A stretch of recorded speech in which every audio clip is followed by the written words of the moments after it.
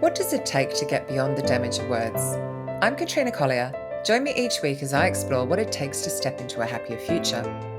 My guests are sharing their stories of when they realised that they needed help and what it took to take that first step, so that you leave inspired and maybe even start on your own path to self-love, care, compassion, and of course, happiness.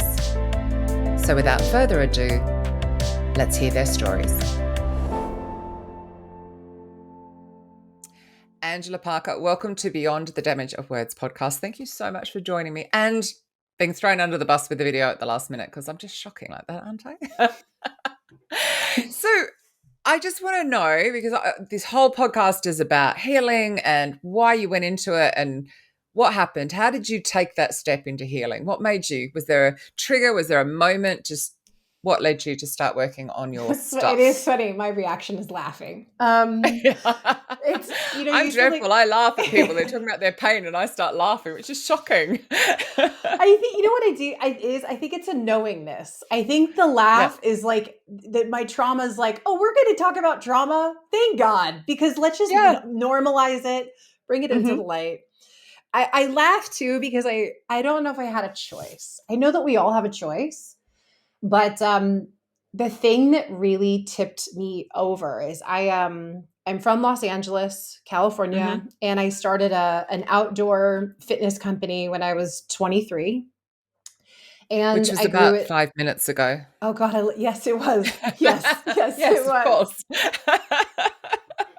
Thank you. My favorite podcast ever. And I grew that, and it became a big success. I was the first person to create the outdoor fitness craze in Santa Monica, which it's now known for. Oh, amazing.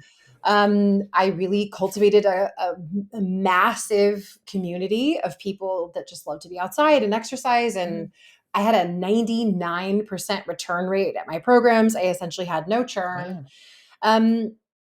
But as the business grew to be more successful, I just felt like I was living in a body, and I both didn't have skin, and I could feel kind of the waves of the world moving through me. And it's like my work was my identity, and yet I had no identity.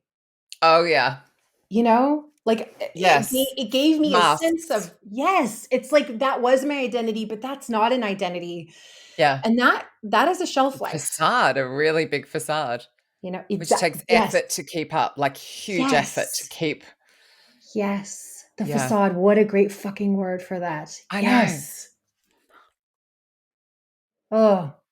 And it's when you realize how exhausting it is. When you drop it and you realize how exhausting it is. Like, why have I been doing that? Like, I'm tired. But I don't think you realize it. And I think that's actually where my story goes, is I didn't realize it. So I had this moment that I actually keep thinking about lately, where I wasn't sleeping. I had normalized that. I had somehow normalized that it was okay to wake up at like 4 a.m. and just kind of like go walk, because no one was out and I could think.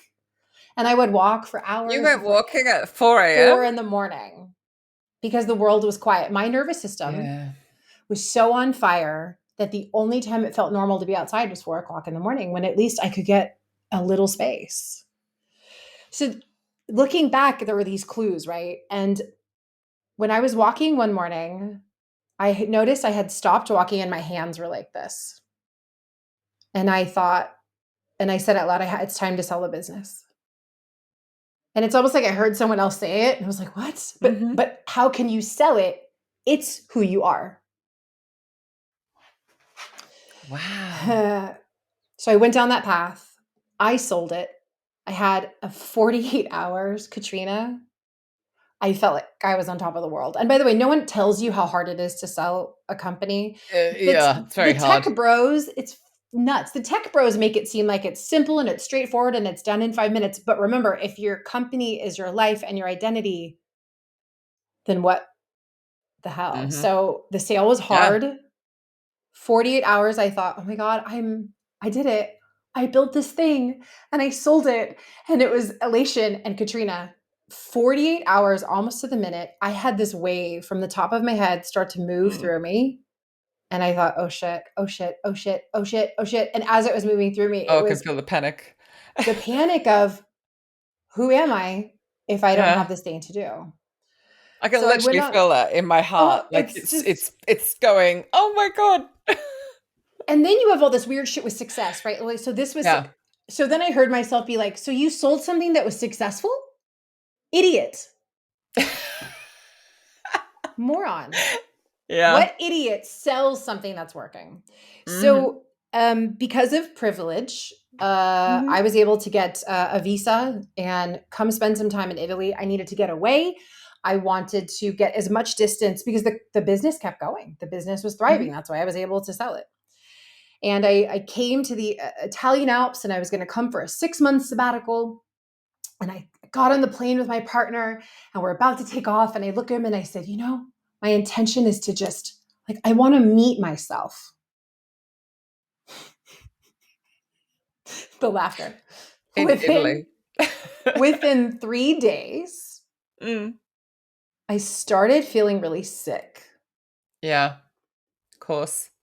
And I felt this like, oh, maybe this is heartburn. And it felt like there was a fire. It started to burn, like actually really hurt. Couldn't breathe, could have had a hard time Mm. swallowing. Every time I ate, it hurt. It started getting worse and worse. And over the course of about 4 weeks, I realized I'm now quite sick. I lost 25 pounds. I'm not a very big person to begin Mm. with. From where? Yeah, my face, probably, my brain, my soul. And I would go to doctors, they couldn't figure out what was wrong. I went to, got CAT scans and EKGs, and people were listening to my heart, and no one could figure out what was wrong with me. And it felt like a fire from the bottom of my stomach to the back of my throat. And I thought that it was over, and I started to get more and more sick. And there was a moment I was sitting in the apartment that we were at the time, and I could feel my mind. I could feel the tremendous amount of physical pain, and I could feel this moment where the brain can kind of walk away from the body. Yeah.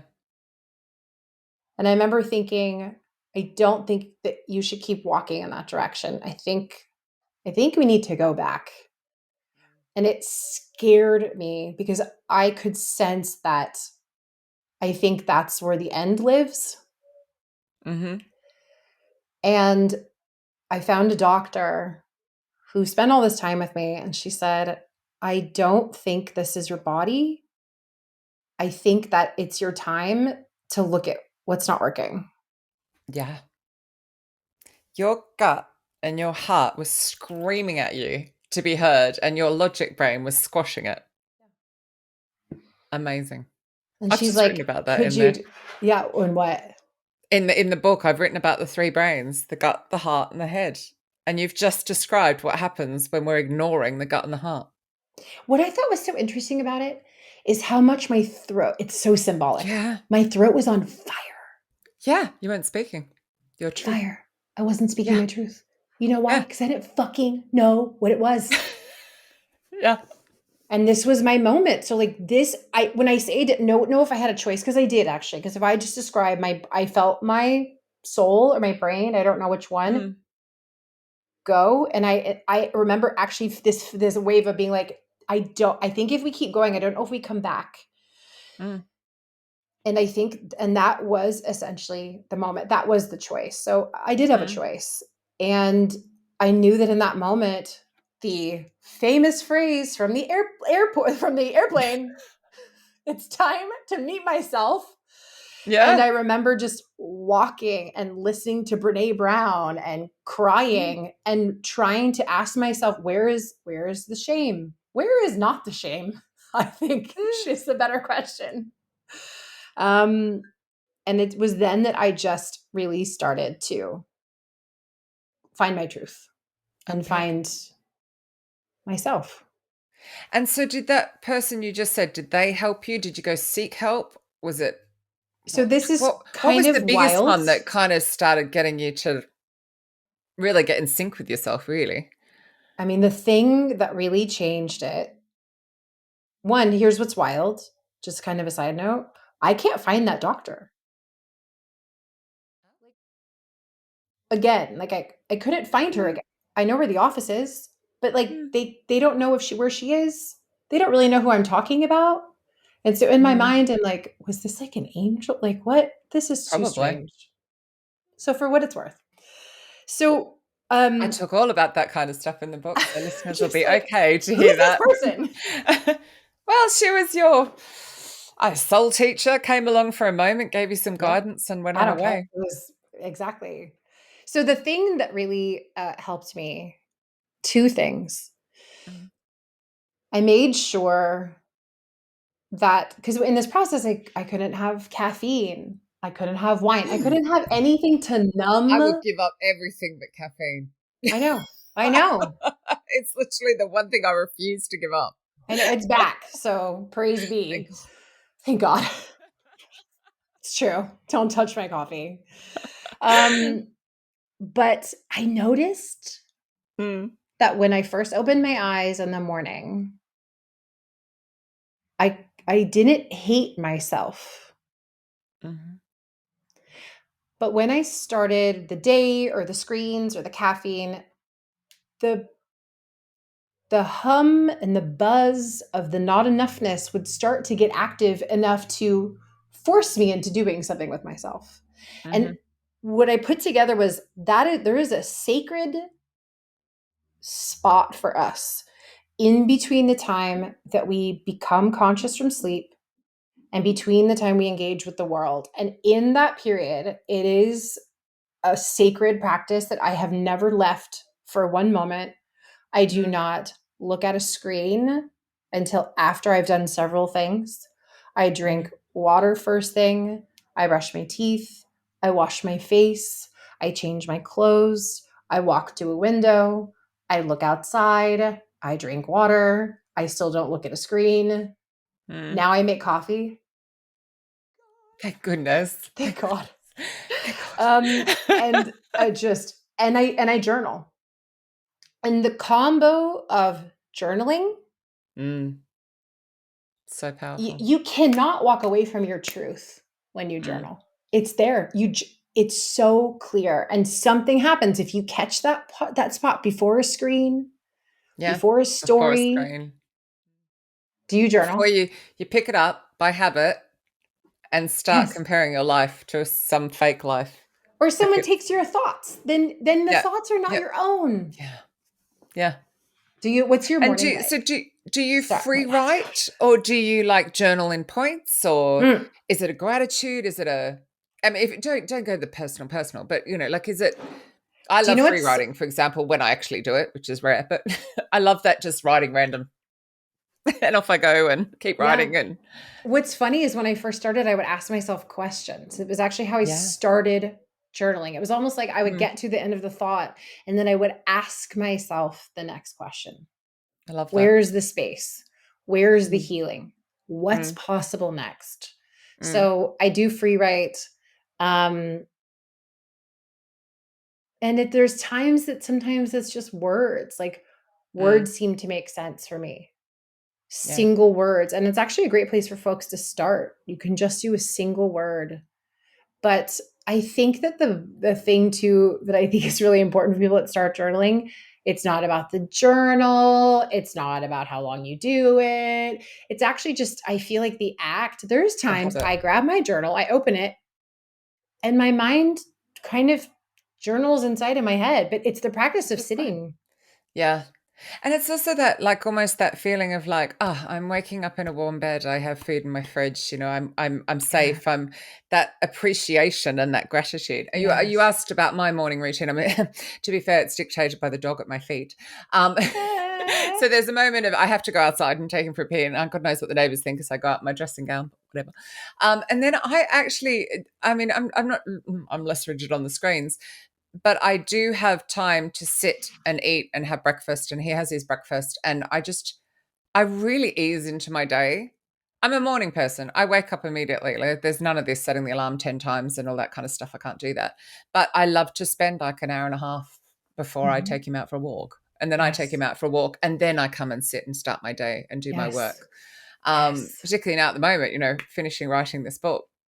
And I'm writing another book as well, a business book. And it's like, so I love that routine of go out, walk and then come back. So I probably do my journaling when I'm walking, in the Yes. respect of I do a lot of thinking. There's no things in my head. I'm not listening. I'm not Oh, you distracting don't listen to myself. anything? Okay.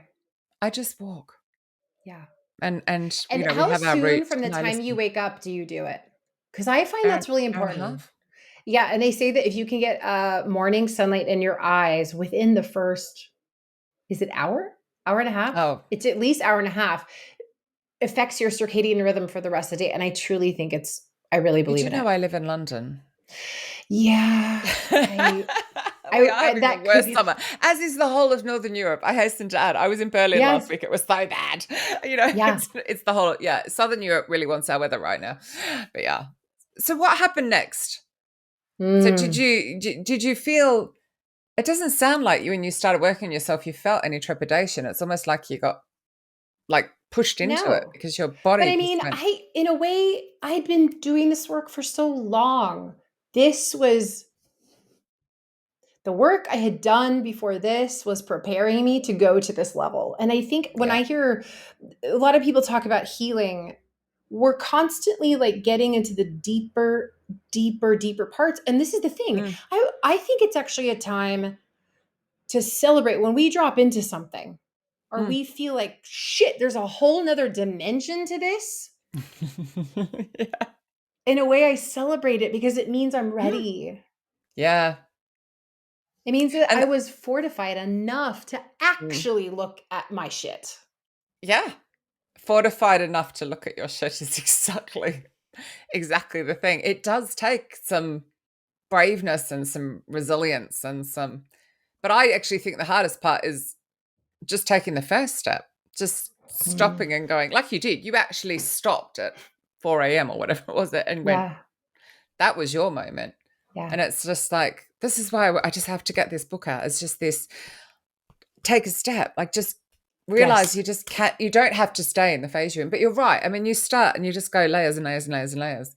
Yes. I Yes. think it's, how different do you feel? Oh my Like God. now that you've, um, I mean, what's wild is that the phases for me were it started in such a deep grief. I mean, I got sent to the depths of this. I was fighting for my mhm, life. I couldn't do anything to numb. I couldn't do anything. So I was forced to stay in it and feel the feelings. And what I teach often, and I say to people as I say, am I for me, I don't think any of us can heal unless we're willing to have enough courage to stay in the discomfort mhm, until we feel like it's going to burn us up from the inside and we stay mhm, for one breath longer than the time before. yeah, That's it, just one breath. mhm, And over time, the willingness to just stay in that part, because the moment that you will not heal, there is a very specific moment, is the moment mm, you want to zip yourself out of it. And all you got to mhm. do, you don't have to stay for 20 minutes, just one breath longer One than more breath. before. Yeah. And so I started doing that. And then I healed my body and then I healed my heart. And then the cool part is I started to heal my thoughts. And Mhm, that's where the intersection of my experience of my trauma and my healing, my journey mm, with that. I had a business where I over identified with my body. I over identify with performing. My body uh, was a conversation piece. mm, That's a whole thing to unpack. And all I mm, wanted to be seen as was a brilliant entrepreneur, but that's not what the world saw me as.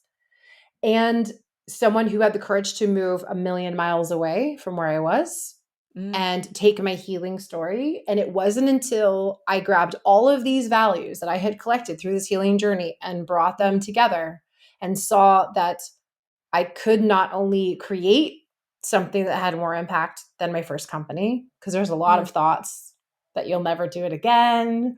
You only had a great idea once. mm, And I noticed that my healing and my thoughts about my value in the world, once those were fully integrated and I mm. brought that into my work, it was like everything just flew Changed. open.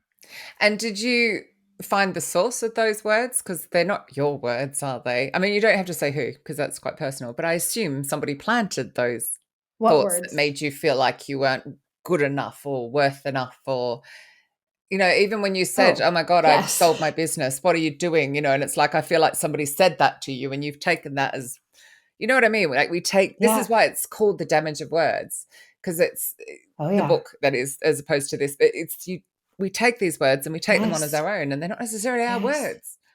And our It's a stories. teacher, And I it's an mean, uncle, it's a priest, it could be anybody. It's like, it doesn't have to be family. Like the brilliance of your title and the brilliance of the language and this gift that you're bringing to the world of the damage of words, mm, is that it is so succinct and it represents mm, so much layered yeah, trauma.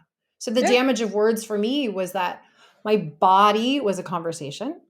yeah, My body was meant to be a dialogue. My body was something that people felt like could be objectified. And I absorbed those messages. yeah. And I noticed that if that's where my value is, I don't want to get kicked out of the tribe. I want to be included. If the world is reflecting this is my strongest strength, then fucking damn it, I better lean into it. So I then brought that message back to myself as if it was truth. Mm, My value yeah. was clearly associated with what I looked like, how hard my Mm, body could perform, how fit I could be, and how easy I should make everything look. mm. Which is totally not sustainable. 100% not sustainable. My goodness. So when you started looking at that last, I mean, did you have help? Was it a technique or other, or did you do this all on your own? Most of it was done on my own, but well, we play in the same heart space, so this will make sense. I moved to this area because I was meant to move to this area when we were trying to Mhm. secure a lease, which you have to have for even a short-term visa. Mm, We kind of knew we wanted to be in this region. We had friends mm. in the You're northern still in part of Italy, right? Italy. Yeah, yeah, I'm Yeah, in the yeah. north. Mm, Yeah. lovely. It's beautiful. And it's so beautiful. You have to come I to my know. podcast. We'll do a book party. Yeah, we'll do a Um, book party. that'd be amazing. And we needed a place to stay. Couldn't find one. It was getting late. Our friend said, "Come with me." We found this cute little place. Oh, this is great. It's fine. In the morning, when I opened the windows, Mm, I looked out at the mountain, and every part of me. This is before my healing journey. yeah, Virginia, it yeah. was before. Mm. My body was like, "This is where you're supposed to be." Yeah, So, as part of this healing journey, the question is, did I do it alone? It sounds normal to me. okay, good. But I didn't. I did with the mountain. Yeah, I did yeah. it through healing, and I did it through wiser people than me. I was listening. I was Mm, consuming um, more information than I could even ever begin to imagine. Tons of mm, Tara Brach, tons of Jack yeah. Kornfield, tons of Brene Brown. Just consuming so much wisdom from folks that had walked Mm, ahead of me, and then eventually I found a coach, and that's really what opened my career path to yeah, introduce things through the coaching lens. yeah. No, I would, I totally got what you mean. Mine's a tree. Mm. But it's where your soul's happy. So you've probably had countless lives in Northern Italy before. This I I know for feel at peace sure. in London, even though it's quite heavy energy, which is quite strange for Really? someone like me, yeah. Because it's very spiritual and I'm an empath, so I can feel the heavy energy, but my soul's so happy here because I've had so many lives here. So it's like literally the plane comes into land, I'm like, every time. And I've always felt like that, even though I was born in Really? Sydney. Yeah. So to me, it's like you get Wow. drawn to your place where, yeah, your soul Yes. place. Yes. I So, love and that. others can poo poo, it has been scientifically proven. So, but that's Mm. probably what it is. And there's that healing that you're seeing straight out the window there. Yeah. There's probably and Yeah. you're probably on have you looked at the lines? You could be well be on a Well, it's actually a really line. interesting mountain. Apparently, there's like flowers here that aren't anywhere else in the world. And also, there's a bunch of witches. Like, there's some witch Oh, stories well, here there you about go. witches. I know these are my people, witches and like You're blue you're probably on flowers. a ley line or whatever they're called. You're probably on a line. It's worth Okay, finding. we're gonna find out. You go totally, totally. That's And I think it's real. I do my retreats here. I do my retreats yeah, in the villa that I stayed at for this whole yeah. experience, and everyone says the same thing. Okay, well, we'll have to look into this thing about the lines. I need to Oh, know. totally. Tell us about your retreats because obviously you've now gone on to help, and obviously we met through Yeah. Workshop and Master, and Yeah. I think we're one of the few that aren't doing facilitation in product, Yeah. or in Yeah. tech. We're like, I'm using it in recruitment, you're using it for your healing. So Yeah. tell us about the retreats. So How I did do that start, or what was so amazing about doing them? Or I mean, how do I not do it? Like yeah, this place changed me. So I what I do now for work is I work with founders, leaders, and entrepreneurs globally, mm, especially yeah, during the pandemic. We did so much together time. And I wanted to make a retreat to give people a taste of what it's like to be in a place that feels so safe. safe. And so like a just a little hug, like a safe little hug where Mm, you don't worry about things here. You don't look over your mm, shoulder. You don't there's just a as someone who has trauma in her body and in her life, my mm, nervous system was always vigilant. mm-hmm, And to come and be in a place where I don't have to maintain vigilance for anything, mm, when you walk into a restaurant, when you walk to get a coffee, I started to be able to put down all of these hyper vigilant traits, big and small, and mm, it really shifted. So I wanted to create retreats for people to come, stay in a beautiful villa, connect with great people, and do the things that created a lot of healing inside of me. We do mm, hikes, we go to the lake, we listen to the church bells, we do a ton mm, of coaching and just create the space. I think that's the most important thing. yeah, I think that's what your book is giving people the chance to do is create the space to take that step, yeah. and to take the space to And just realize like the damage of words is real. This is a real mm, thing. mm, mm, yeah. I mean, I always think about sticks and stones, and it's like, what a load of shit, you know. I mean, just a load of shit. I channeled some stuff this morning, and it was just all around like the sting of the words and how long it has taken Yes. me to release those out of my body. And now I use them, like now I use them to create beauty. And this podcast, like being beyond, like what is beyond when you get past, when you get Mm. out. Oh, I've gone goosebumps out the other side, and your light, and like what you're creating is that space for someone to feel the feels.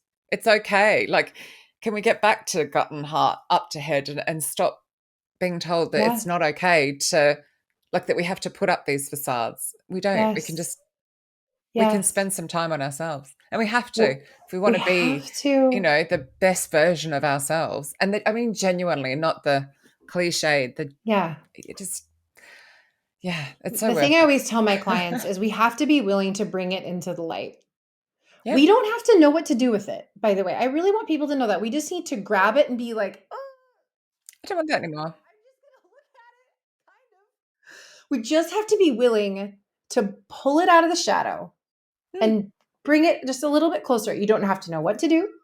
You don't have to make a plan because your brilliant body will mm. figure it out. You just have to be willing to bring it into the light. Yeah, and it could just be, okay, I'm done with you. Thank you. I forgive you. Be gone.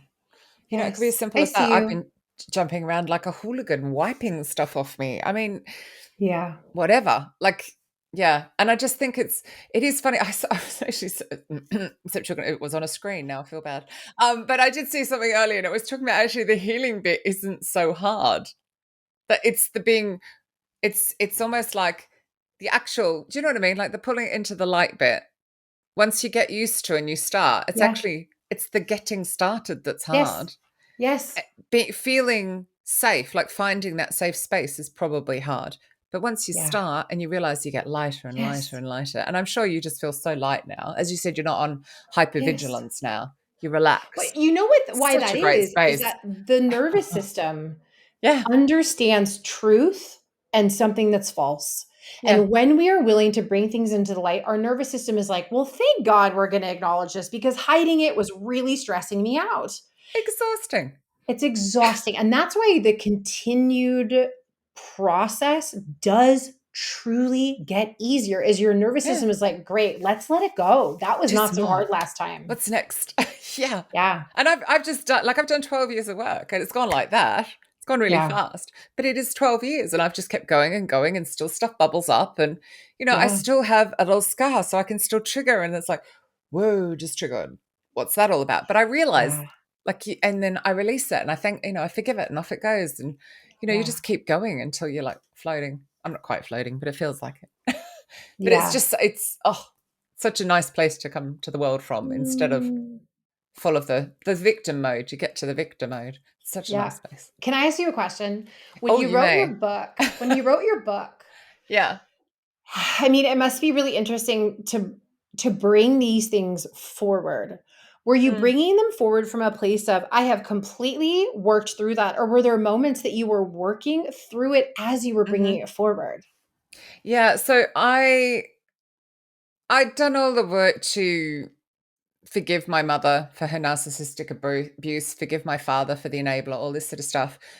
But I've been working with a woman called Isabel Gatherer, who I write about, and we realized that I hadn't actually forgiven my father for a few things because my father Mm, didn't protect me.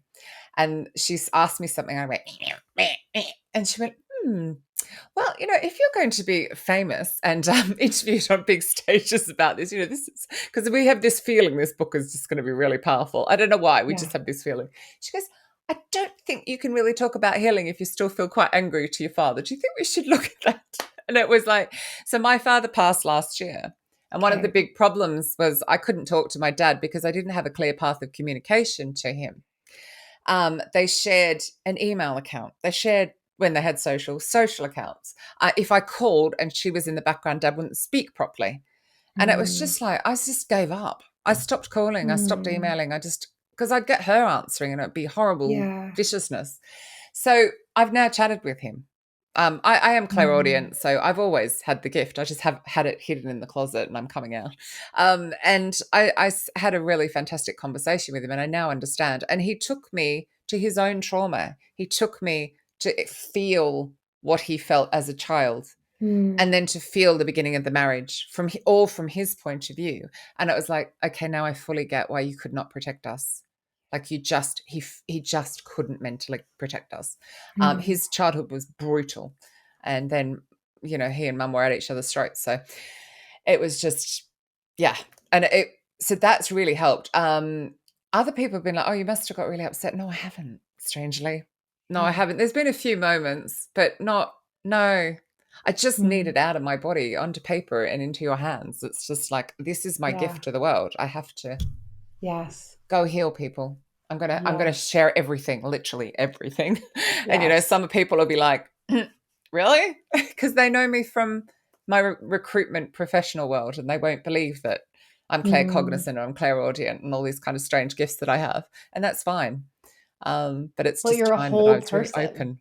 I'm a whole person, and that is, and it was funny. My friend Claire, she said, she called me cautious, and I went, I'm sorry, what? and and it was because she said you hide that incredibly special part of yourself. You only share that to a few people, and she said you Ooh, have to we tell like more her. people. We like I this friend. love her. I Real love her. friends, Real friend. bring your magic into the Yeah. light. They're like, Yeah. just get in the light, woman, and just, and that's where I'm Oh. at. So, but it's taken 12 years. So that's why it's Hmm. coming to the world. Yeah, I'm Um, so excited for it. I know. Thank you. I know that was a little bit tough there in the middle. I felt that. So thank you. Mm. If people want to get in contact with you, they want to know about your retreats, website, LinkedIn, what's your favorite Yes, way it's for very people? easy. Folks can go to my website. It's angelaparker.com. You can I find know. everything It's so there, my easy when you do that. speaking, my retreats, everything. Yeah. I ended Yeah. up doing the katrinacollier.com. It's like, why didn't I do this years ago? Why did I start with different names? Just be I know. me. I'm only ever going to be me. It's Uh-huh. like, Yep. yeah, it's great. It's Exactly. like, you can find me. Yeah. Oh, that's Yep. amazing. Yep. I have a Thank you. question. Are you going to do an audio version of your book?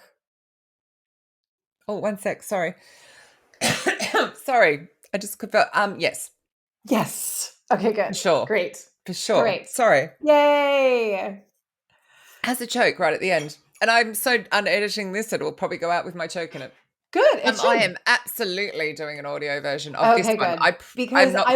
Yeah, I want to hear you bring this forward. yeah, and I think because it will help as well. Because people who will read it won't necessarily have done any work. Yeah. So if they hear it with me talking from the light and the love and the compassion that I feel for my Yeah. family, even through the trauma, I think that will help them be able to read it, to Yeah. see that you can get to that point where you no longer feel. I don't feel any resentment towards my mum for what she did. But I also see it's the so gift in it. impactful for people who have done tons of healing work to have a guide and to feel and to hear the alignment and the encouragement for us to do the same. So your book is a gift. Thank you so much. Oh, no, thank you. I really appreciate you doing this. Thank you so much, Angela. Thank you. Thank you for tuning in to Beyond the Damage of Words. How brave, how vulnerable, all to inspire listeners like you to take a step or inspire others to take a step. Imagine what healing we could create if we normalize this conversation.